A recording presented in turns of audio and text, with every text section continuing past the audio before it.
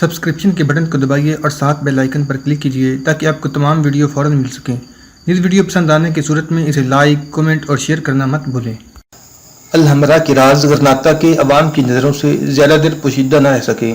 شہر کے نوجوان جو موسیٰ کو اپنا نجات دہندہ سمجھتے تھے امراء کے خلاف ہو گئے۔ فوج میں اگرچہ ایک گروہ ایسا پیدا ہو چکا تھا جو صلح کے حق میں تھا، لیکن اکثریت ایسے لوگوں کی تھی جو جنگ کیے بغیر اپنی شکست تسلیم کرنے کے لیے تیار نہ تھے۔ ایک صبح جب لوگ بیدار ہوئے تو غرناطہ کی ہر مسجد کے دروازے پر اس قسم کے اشتہارات تھے کہ ابو عبداللہ اور اس کی امراء دشمن کے ساتھ قوم کی عزت اور آزادی کا سودا کر چکے ہیں۔ لیکن اگلی صبح صلح پسندوں اور شکست خوردہ ذہنیت کے لوگوں نے جگہ جگہ یہ اشتہار چسپاں کر دیے کہ فرڈیننڈ کی فیاضانہ شرائط کو رد کرنا کفران نعمت ہے۔ یہ انتشار کی ابتدا تھی۔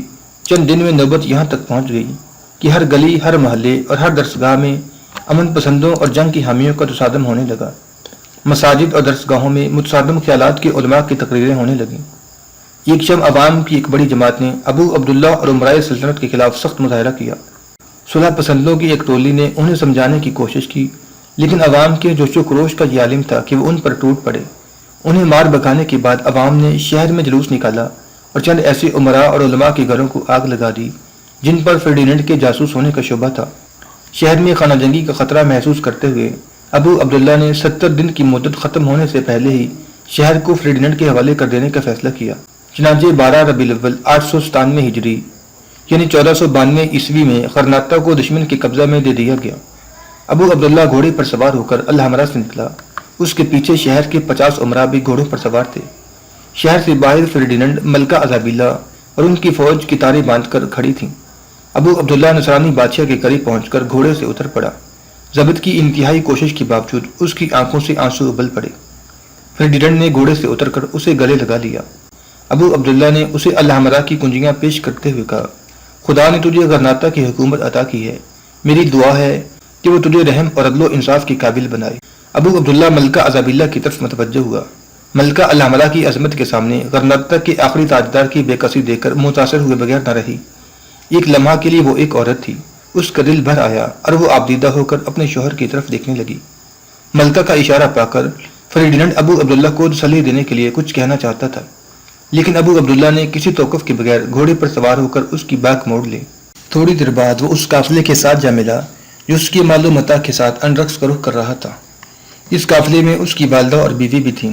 فرڈیننڈ کی افواج فتح کے نعرے بجاتی ہوئی شہر میں داخل ہوئیں۔ بادشاہ اور ملکہ نے اپنے اپنے مذہبی پیشوا سے درخواست کی کہ وہ اپنے مقدس ہاتھوں سے الحمرا کے برج پر نشان صلیب بند نصب کرے۔ غرناطہ کے مردوں، عورتوں اور بچوں کی نگاہیں الحمرا کے برج پر لگی ہوئی تھیں۔ شہر جس نے صدیوں تک مجاہدین اسلام کو دور دراز کی فتوحات سے واپس آ کر مسرت کے نعرے لگاتے سنا تھا، اب دشمن کی فتح کے ترانے سن رہا تھا۔ الحمرا کی برج پر ابھی تک پرچم اسلام لہرا رہا تھا۔ اہل غرناطہ اپنے مقدر کے اس ستارے کو دیکھ رہے تھے جو ہمیشہ کے لیے غروب ہونے والا تھا۔ جب غرناطہ کا ہلالی پرچم اتارا جا رہا تھا اور اس کی جگہ صلیب کا جھنڈا بلند ہو رہا تھا، ایک طرف فرڈیننڈ کی فوج کے سپاہی خوشی کے ترانے گا رہے تھے اور دوسری طرف اہل غرناطہ کی جگر دوست چیخیں سنائی دے رہی تھیں۔ ایک فاتحہ قوم کی رگوں میں زندگی کا خون دوڑ رہا تھا اور ایک مفتوح قوم کی نبضیں ڈوب رہی تھیں۔ ابو عبداللہ نے البشارات کی ایک پہاڑی چوٹی پر پہنچ کر اپنا گھوڑا روکا۔ اس نے آخری بار غرناطہ کی طرف دیکھا اور پھوٹ پھوٹ کر رونے لگا۔ بہادر ماں نے حقارت آمیز لہجے میں کہا، تم جس سلطنت کی حفاظت کے لیے مردوں کی طرح اپنا خون نہ بہا سکے، اب اس کی بربادی پر عورتوں کی طرح آنسو بہانے سے کیا فائدہ؟ البشارات کے ایک محدود علاقے میں ابو عبداللہ کی حکومت چند دن سے زیادہ نہ رہی۔ وہاں کی حریت پسند مسلمانوں کے دل میں اس کے لیے نفرت کے سوا کچھ نہ تھا۔ ابو عبداللہ نے عیسائی فوج کی مدد سے ان پر حکومت کرنے کی بجائے مراکش کی طرف ہجرت کی اور وہاں سلطان کی فوج میں ملازم ہو گیا۔ موسیٰ بن ابی غسان کے خدشات صحیح ثابت ہوئے۔ یہ معاہدہ جسے اہل غرناطہ اپنے لیے امن اور فارغ البالی کا پیغام سمجھتے تھے، ایک دام فریب تھا اور وہ اس میں پنس چکے تھے۔ تلوار قلم کی تحریر منسوخ کر چکی تھی۔ فاتح اپنی خواہش کے مطابق معاہدے کی شرائط کا مفہوم بدل رہا تھا اور مفتوح کا احتجاج بے معنی تھا۔ فاتح قوم کے مذہبی پیشوا یہ فیصلہ دے چکے تھے کہ مسلمانوں کا دین اسپین کے اتحاد کی راہ میں رکاوٹ ہے۔ مسلمان حکومت کے وفادار نہیں بن سکتے۔ اہل غرناطہ مراکش اور اہل اسلام کے دوسرے مسلمانوں کی مدد کا انتظار کر رہے ہیں۔ وہ جاسوس ہیں اور ان کی علیحدہ زبان، علیحدہ لباس اور علیحدہ تمدن عیسائی حکومت کے لیے مستقل خطرہ ہے۔ حکومت ان کی حفاظت کا صرف اس صورت میں ذمہ لے سکتی ہے جب وہ تبدیلی قلب کا ثبوت دیں اور تبدیلی قلب کا ثبوت دینے کے لیے ان کے رہنماؤں کے رسمی اعلانات کافی نہیں۔ انہیں امن پسند شہری بننے کے لیے حکومت کا مذہب اختیار کرنا پڑے گا۔ نہ صرف دنیا میں امن اور آزادی کی زندگی بسر کرنے کے لیے بلکہ آخرت کی نجات کے لیے بھی یہ ضروری ہے کہ وہ اسلام ترک کر کے عیسائیت کے دامن میں پناہ لیں۔ مسلمانوں کے لیے ان کی مساجد کے دروازے بند ہو رہے تھے۔ انہیں نماز پڑھنے یا اذان دینے کی اجازت نہ تھی۔ سرے بازار عربی زبان میں گفتگو کرنا ایک ناقابل معافی جرم تھا۔ غرناطہ کی وہ عظیم الشان درسگاہیں جنہوں نے 8 صدیوں تک مغرب کے ممالک کو علم کی روشنی دی تھی، اب حکمن بند کی جا رہی تھیں۔ وہ کتب خانے جہاں علم کی قندیلیں روشن تھیں، آگ کے سپرد کیے جا رہے تھے۔ غرناطہ سے باہر زرخیز اراضیات اور باغات پر عیسائی قابض ہو چکے تھے۔ تجارت میں پیشہ مسلمان اپنی دکانوں سے محروم کیے جا رہے تھے۔ لوٹ مار اور قتل و غارت کا طوفان شروع ہو چکا تھا۔ غرناطہ کے یہودی تاجر کافی متمول تھے، لیکن وہ اپنی دولت بچانے کے لیے لوٹ مار کرنے والوں کو دولت مند مسلمانوں کے گھروں کا پتہ دے رہے تھے۔ وہ حکومت کے اعمال کے پاس تھوڑے بہت تحائف لے جاتے اور لوٹ مار کے لیے ان کی توجہ مسلمانوں کی طرف مبذول کراتے۔ یہ صرف ابتدا تھی۔ ہر نئی صبح غرناطہ کے مسلمانوں کے لیے ایک نئی مصیبت کا پیغام لے کر آتی تھی، اور ہر شام آفتاب کی آخری نگاہیں ان کے چہروں پر مایوسی اور بے بسی میں ایک نیا اضافہ دیکھتی تھیں۔ اہل غرناطہ زبانی حال سے یہ کہہ رہے تھے، اب کیا ہوگا؟ اب ہم کیا کریں گے؟ اب ہم کیا کر سکتے ہیں؟ جبل شلیر کی ایک وادی میں سرحدی فوج کے علاوہ تمام ان پہاڑی قبائل کے رہنما جمع تھے جو غرناطہ چھن جانے کے بعد عقاب کی وادی کو اپنا آخری حصار سمجھ چکے تھے۔ بدر بن مغیرہ ایک پتھر پر کھڑا ان کے سامنے تقریر کر رہا تھا، میرے عزیزوں اور میرے بزرگوں اور میرے ساتھیوں، دشمن ہم پر چاروں طرف سے یلغار کر رہا ہے۔ وہ ہمیں مغلوب کرنے کے لیے اپنی تمام قوت بروئے کار لا چکا ہے۔ جن حالات کا ہم سامنا کر رہے ہیں وہ تم سے پوشیدہ نہیں۔ میں ان حالات میں تمہارے ساتھ صرف ایک وعدہ کر سکتا ہوں، اور وہ یہ ہے کہ اگر تم عزت اور آزادی کی زندگی حاصل نہ کر سکے تو بھی عزت کی موت کا دروازہ تمہارے لیے بند نہیں ہوگا۔ اگر تم نے مجھے اپنا رہنما بنایا ہے تو تمہارے لیے میرا پیغام یہ ہے کہ تمہارے مقدر میں آزادی کی زندگی یا عزت کی موت ہے، غلامی کی زندگی یا ذلت کی موت نہیں۔ یہ قانون فطرت ہے کہ اس دنیا میں جو پیدا ہوتا ہے وہ ایک دن ضرور مرتا ہے۔ اگر دنیا کی زندگی کا انجام موت ہے تو اس سے کیا فرق پڑتا ہے کہ ہم ایک لمحہ کے لیے زندہ رہیں یا ایک صدی تک زندہ رہیں۔ مرنے والے کی قبر سے دنیا صرف یہ پوچھا کرتی ہے کہ تم زندہ رہے تو کس شان سے زندہ رہے اور تم مرے تو کس آن سے مرے۔ مجھے اس بات پر ناز ہے کہ جب میں اس سرزمین پر اپنے اسلاف کی قبریں دیکھتا ہوں تو مجھے ندامت سے اپنا سر جھکانا نہیں پڑتا۔ تاریخ شاہد ہے کہ انہوں نے کسی وقت بھی عزت کا دامن چھوڑ کر ذلت کی زندگی کا دامن نہیں پکڑا۔ انہوں نے عزت کی موت کے راستے سے بھٹک کر ذلت کی زندگی کے دروازے پر دستک نہیں دی، اور اپنے اسلاف کی طرح مجھے بھی یہ گوارا نہیں کہ آنے والی نسلیں میری قبر کو حقارت کی نظر سے دیکھیں۔ میں قیامت کے دن اس جماعت کے ساتھ اٹھنا چاہتا ہوں جس نے حق اور انسانیت کے لیے لڑ کر جان دی۔ مجھے ان لوگوں کے ساتھ اٹھنا پسند نہیں جنہوں نے چند دن کی ذلیل زندگی کی خاطر حق و صداقت سے منہ پھیر لیا اور اپنی آنے والی نسلوں کے لیے دائمی غلامی کی لعنت چھوڑ گئے۔ مومن حق کے لیے جان دیتا ہے، حق سے منہ پھیر کر زندہ رہنا اپنے لیے باعث ننگو آر سمجھتا ہے۔ ہم تعداد میں بہت تھوڑے ہیں، ہمارے ذرائع محدود ہیں، لیکن اپنے ماضی کی تاریخ کے اوراق الٹ کر دیکھو اور اپنے وہ دن یاد کرو جبکہ حق پرستوں کی ایک مٹھی بھر جماعت نے اپنے پیٹ پر پتھر باندھ کر کیسر و کسرا کی سطوت کے پرچم سرنگوں کر دیے تھے۔ وہ دن یاد کرو جب طارق بن زیاد نے اندلس کے ساحل پر پہنچ کر اپنا سفینہ جلا دیا تھا اور اپنے جانبازوں کو یہ پیغام دیا تھا کہ مسلمانوں کی پاؤں آگے بڑھنے کے لیے ہیں، پیچھے ہٹنے کے لیے نہیں۔ ہماری جنگ وحشت اور بربریت کے خلاف انسانیت کی بغاوت ہے، یہ اصول کی جنگ ہے۔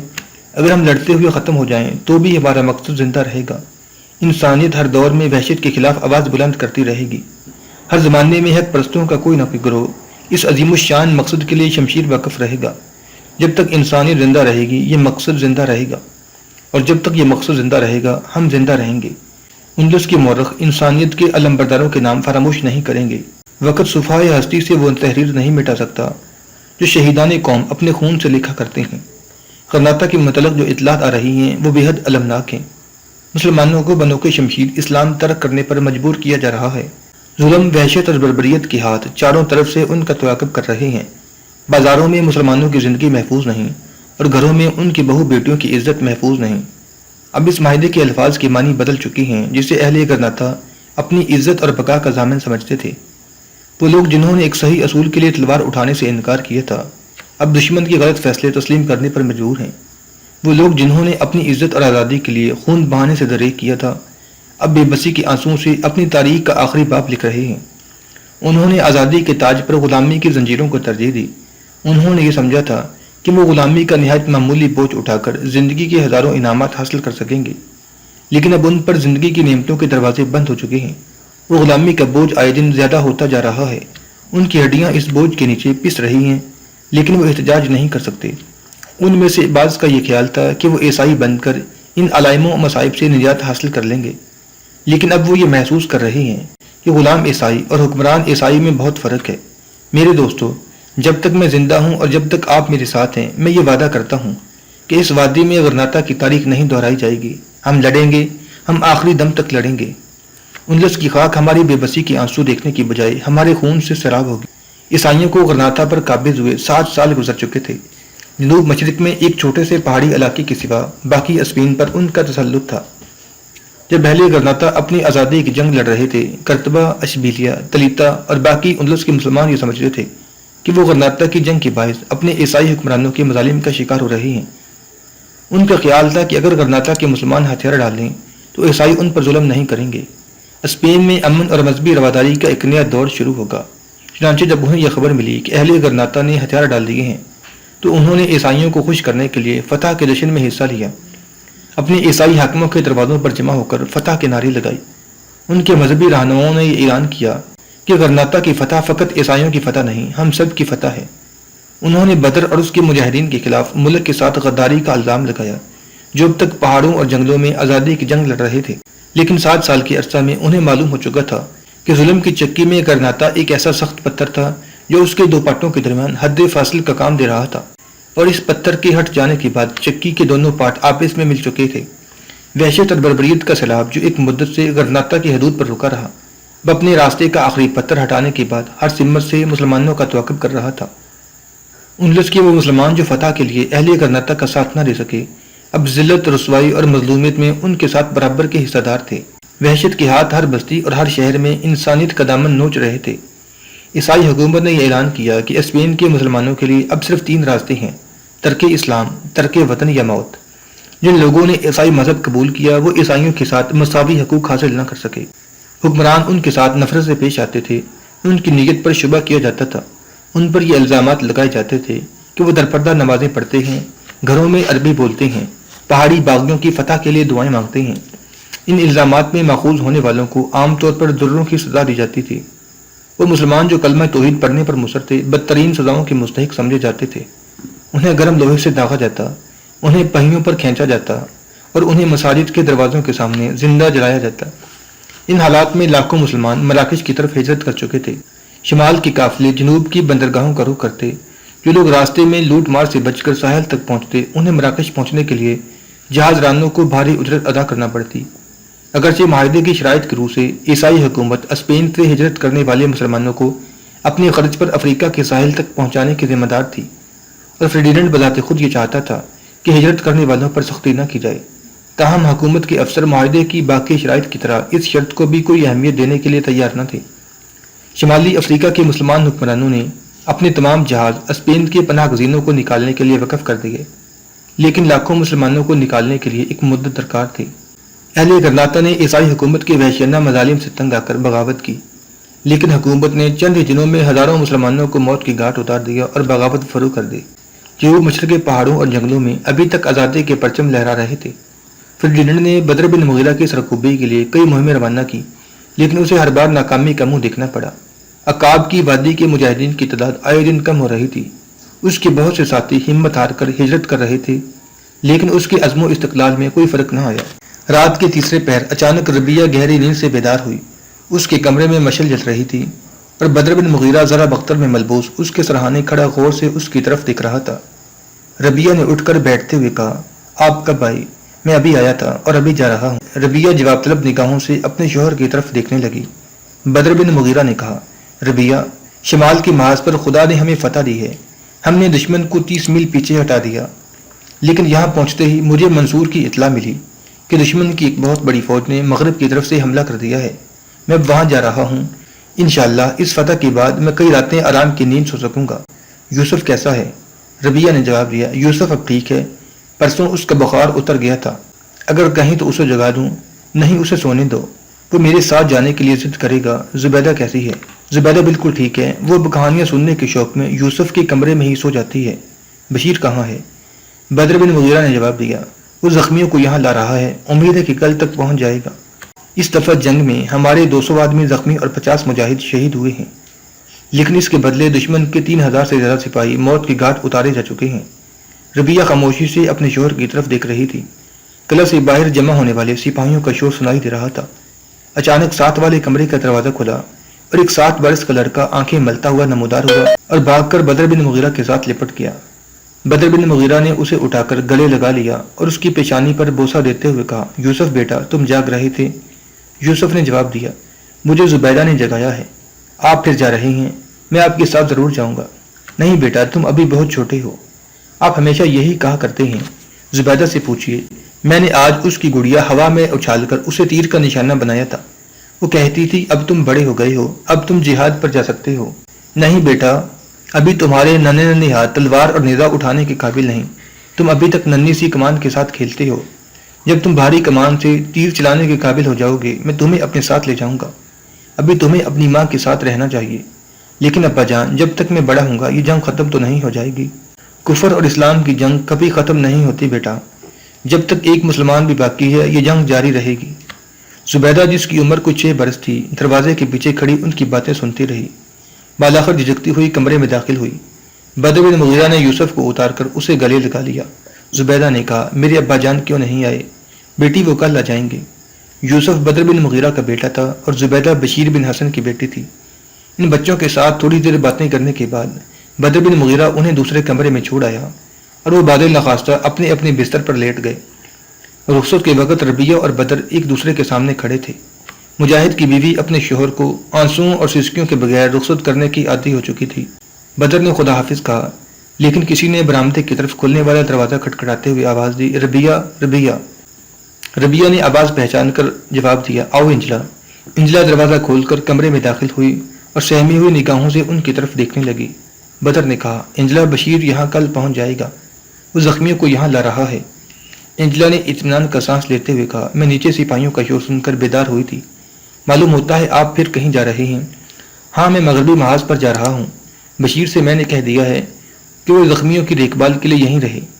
بدر بن مغیرہ نے ربیہ کی طرف دیکھا اور خدا حافظ کہہ کر تیزی سے قدم اٹھتا ہوا باہر نکل گیا۔ تھوڑی دیر بعد ربیہ اور انجلا دریچے میں کھڑی باہر جھانک رہی تھی۔ مجاہدین کی فوج قلعے سے نکل کر جنگل میں روپوش ہو چکی تھی، لیکن گھوڑوں کی ٹاپ ابھی تک سنائی دے رہی تھی۔ یہ ٹاپ آہستہ آہستہ مدھم ہوتی گئی اور بالاخر فضا میں گم ہو کر رہ گئی۔ ربیہ اور انجلا اب باہر جھانکنے کی بجائے ایک دوسرے کی طرف دیکھ رہی تھی۔ ساتھ کے کمرے میں ان کے بچے یوسف اور زبیدہ بھی اپنے اپنے بستر سے اٹھ کر دریچے کے سامنے کھڑے تھے۔ سن شعور سے لے کر اب تک ان کے کانوں نے جس آواز کو دلچسپی کے ساتھ سنا تھا وہ قلعے سے جانے اور قلعے کی طرف آنے والے گھوڑوں کی آواز تھی۔ قلعے کے چند کمرے زخمیوں سے بھرے ہوئے تھے۔ انجلا اور ربیہ جو مرہم پٹی کا کام سیکھ چکے تھیں، طبیبوں اور جراحوں کا ہاتھ بٹا رہی تھی۔ گزشتہ چند دن انہوں نے نہایت بے آرامی کی حالت میں گزارے تھے۔ مغربی محاذ سے آنے والے زخمیوں کی تعداد میں آئے دن اضافہ ہو رہا تھا۔ اس قلعے کے علاوہ چند میل کے فاصلے پر ایک اور قلعہ میں بھی زخمیوں کے علاج کا بندوبست کیا جا چکا تھا، اس لیے بشیر بن حسن کو دن میں ایک بار وہاں بھی جانا پڑتا تھا۔ جنگ کے متعلق آئے دن تشویشناک خبریں آ رہی تھیں۔ مجاہدین دشمن کو کئی بار پیچھے ہٹا چکے تھے، لیکن ہر شکست کے بعد دشمن تازہ سپاہ میدان میں لا رہا تھا۔ یہ سرحدی عقاب کی پہلی جنگ تھی جس میں شہیدوں کی تعداد 1000 تک پہنچ چکی تھی۔ ایک دن صبح محاذ جنگ سے آنے والے قاصد نے بشیر بن حسن کو یہ خوشخبری دی کہ مجاہدین فرڈیننڈ کی افواج کو شکست دینے کے بعد ان کا توقف کر رہے ہیں۔ قلعے میں فتح کا نعرہ بجایا گیا۔ آس پاس کی بستیوں اور فوجی چوکیوں میں رہنے والے لوگوں کے کان اس نعرے کے مفہوم سے آشنا تھے، تو وہ اس کے جواب میں اپنی اپنی جگہ نعرے بجانے لگے۔ آن کی آن میں عقاب کی وادی کے ایک سرے سے لے کر دوسرے سرے تک نعروں کی گونج سنائی دینے لگی۔ ہر بستی کے بچے، بوڑھوں اور عورتوں کی زبان پر اللہ اکبر کا نعرہ تھا۔ وہ لوگ جنہیں آئے دن زخمیوں اور شہیدوں کی تعداد میں اضافے کی خبریں سن کر جنگ کے نتائج کے بارے میں تشویش تھی، بارگاہ عزدی میں تشکر کے آنسو پیش کر رہے تھے۔ قلعے کے اندر بعض زخمی فتح کی خبر سنتے ہی اپنے اپنے کمرے سے باہر نکل آئے۔ وہ زخمی جو چلنے کے قابل نہ تھے اٹھ کر بیٹھ گئے۔ مرجھائے ہوئے چہروں پر زندگی کا خون دوڑ رہا تھا۔ سہمی ہوئی نگاہیں فخر اور غرور کے ساتھ آسمان کی طرف اٹھ رہی تھیں۔ قلعے کے پہرے دار زخمی مجاہدین سے بغلگیر ہو رہے تھے۔ ربیہ اور اینجلا اپنے کم سن بچوں کے ساتھ بالائی منزل کی گیلری میں کھڑی مجاہدین کے پرجوش نعرے سن رہی تھیں۔ تھوڑی دیر بعد آس پاس کی بستیوں کے لوگ فتح کی تفصیلات معلوم کرنے کے لیے اس قلعے کا رخ کر رہے تھے۔ شام تک ان لوگوں کا تانتا بندھا رہا۔